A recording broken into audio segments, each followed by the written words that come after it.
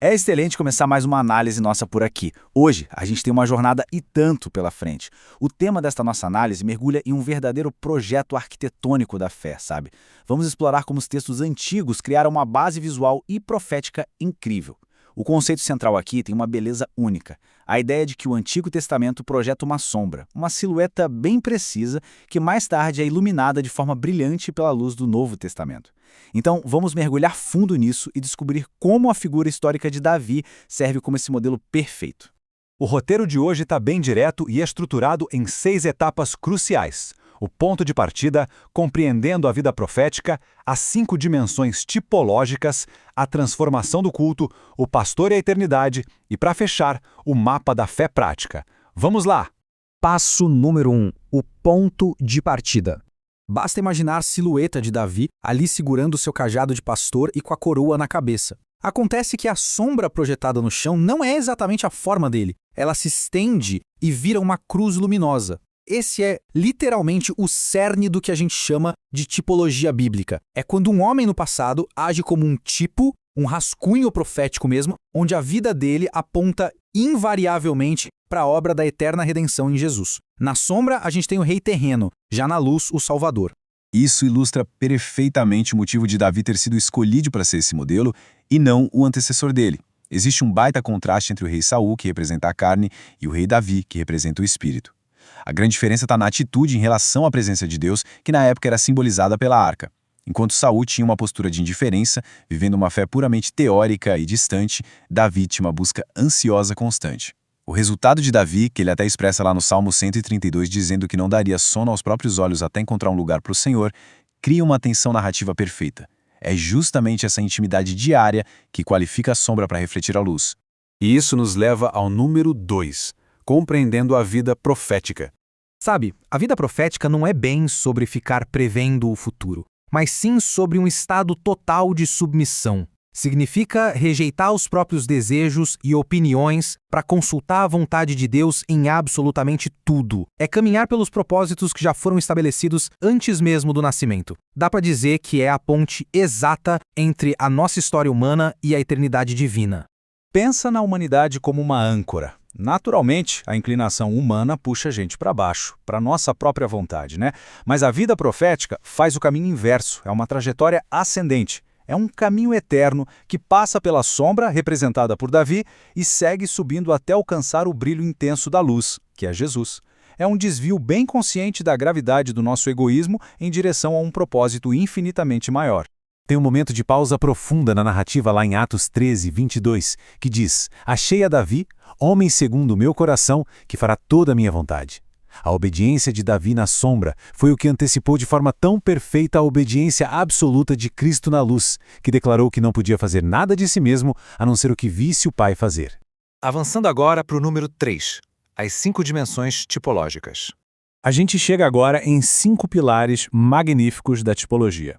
Naquilo em que não falhou, a vida de Davi funcionou como um rascunho profético exato para a obra de Jesus nestas 5 áreas centrais: o guerreiro vitorioso, o rei eterno, o sacerdote, o salmista e o pastor.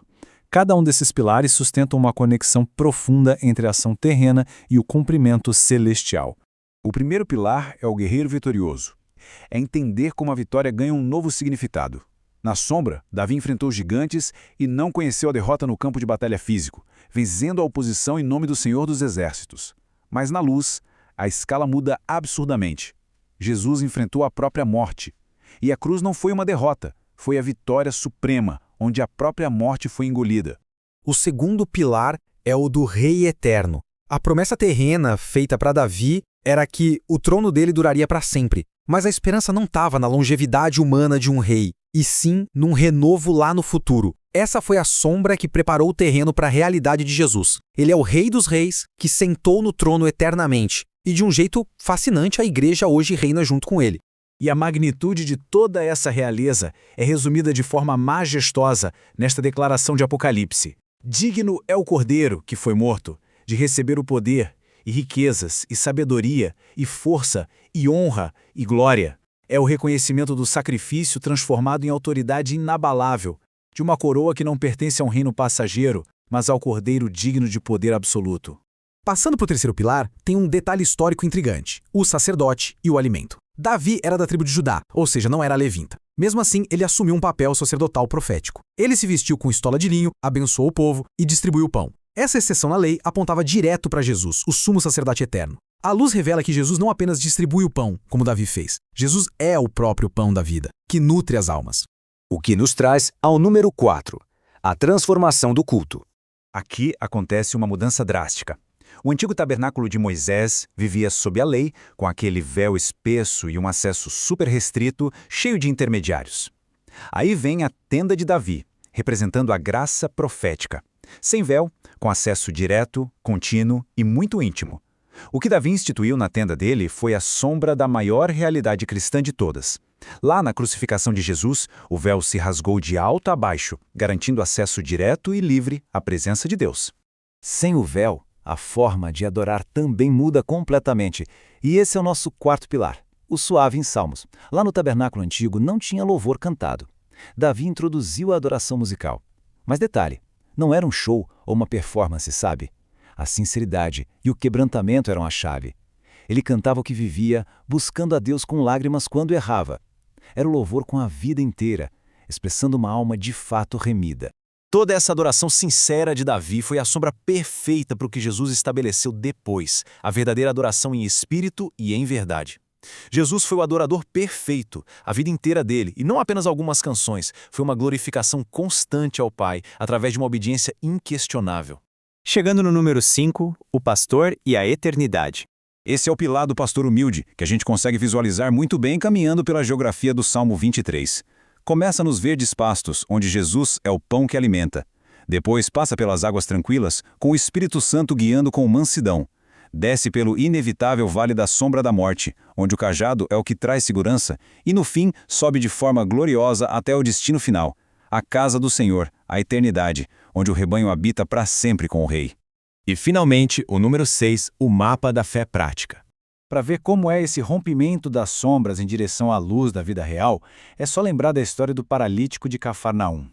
Imagina a casa lotada, que representa a multidão, as distrações e todas aquelas barreiras da vida. Mas a fé prática não aceita impedimentos.